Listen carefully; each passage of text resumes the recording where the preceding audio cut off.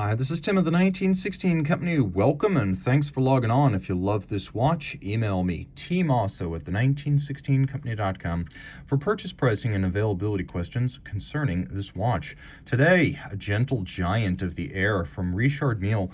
This is the RM39-01 Chronograph Aviation, and it is the E6B inspired flight calculator bezels. This watch is very similar in many regards to the RM39 Tourbillon, but this is not the Tourbillon. This is a flyback chronograph with a circular slide rule flight calculator and an annual calendar featuring function lockout and an enormous grade 5 titanium 50 millimeter diameter case. So it's 50 millimeters in diameter. I measure it 17 millimeters thick, and from lug to lug, the total distance across the wrist is 59.4 millimeters. So it's substantial. Now you can see it will work with you a little bit as the entirety of the case back is curved to anticipate the contours of a human wrist. So we're going to throw this on my 16 centimeter circumference wrist, but understand that this watch is too big for me. I believe you need a wrist of 18 centimeters circumference or larger to wear this, although you will note that the contouring, once the strap is tightened, does match a small wrist. But really, for this to look even remotely proportional, you're going to need a bigger wrist. Let's say 18 centimeters circumference and up for this particular ride. It's like the roller coaster that the little kids don't get to ride until they're much older. The watch is substantial. As you can see, it's got a strap that is designed to conform perfectly to the shape of the lugs and the case, as well as the slope of the lugs. There's a little bit of an evacuation profile to match the recession of the case band. Then we've got strakes on the top. You can see there's a little bit of a bevel molded in along the side to match the beveling of the lugs, so attention to detail is quite good here, but it's a massive piece of rubber. There's an air pocket on the bottom to vent the wrist and add some flexibility. As you can see, it's a brand new RM factory strap, no crimping, no gouging. We've got a very simple pin buckle here, so it's not the double leaf spring system. This being a very sporty watch, RM decided that it should feature a pin buckle for greater security against accidental deployment. Now here we've got titanium with media blast, polish, and then brushed satination. Richard Mille's signature spline screw present on the flank. And then taking a look at the case, you can see that there are little columns in profile where the spline screws can be fit to secure this sandwich-like case construction, still more in the lug profile on each side. And then if you look on the case back, there are still more of them. Now the watch is massive. It's 30 meters water resistant, so it's not a swimmable sports watch, but this is for those who want to fly high, not dive deep. There's a lot going on here, including a second time zone, so let's just break down all the features. Starting from the outside and moving in, you can see there is a mechanism here that will lock out all of the functions of the watch. So if you want to lock out the chronograph functions, then it's just a quarter turn of the crown. Red and green will give you a sense of whether they are functional. You see red now, I can't, and then green, now I can. So that's how that works. We've also got a chronograph.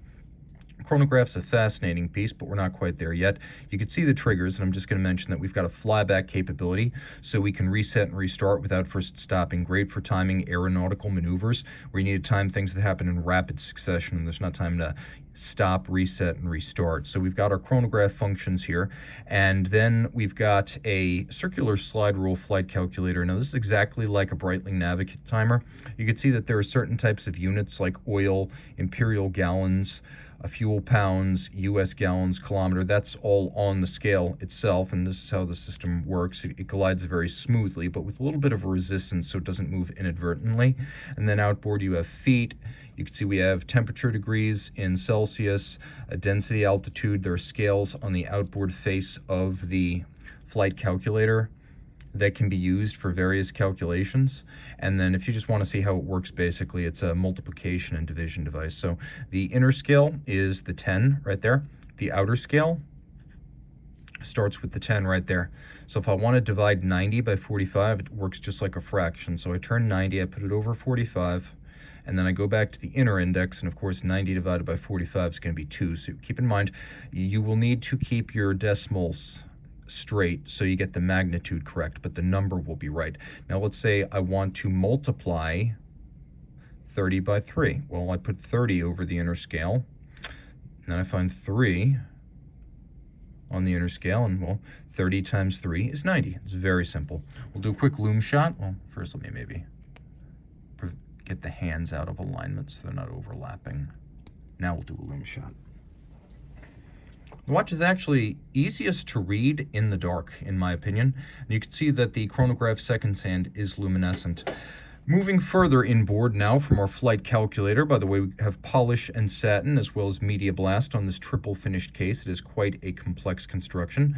And then underneath the primary sapphire, we've got a lot going on. We've got a carbon fiber scale that can be used as a tachometric measure, so you can gauge speed, for instance, of an aircraft over a kilometer. And then the chronograph itself features the flyback capability, but also unusual scales. You can see we've got a 24-hour running chronograph scale at the bottom, and then we've got a 60-minute chronograph minute scale. So it's uncommon to have 60 minutes and 24 hours on chronograph scales, but we've got that here. As you can see, there's a second sapphire that's printed that sits underneath the primary one, and a lot of the calibrations, such as that Arabic numeral 12, or some of the features of the dial otherwise sit there. And then we'll get really close. You could see the printing of the scale for the minutes, for example, and the little frame for the annual calendar. Let's take a quick look at how that works. We've got the double-digit date up at the top, so pulling out the crown now. We're going to operate the quick set. You can see how that double-digit date has two wheels, so it's what's called a big date, or a grand date. And then down at the bottom, we have a month indicator. So you have a month indicator, and then you have a date indicator, and that's how you read the annual calendar. And it only requires one adjustment per year during the jump from February to March.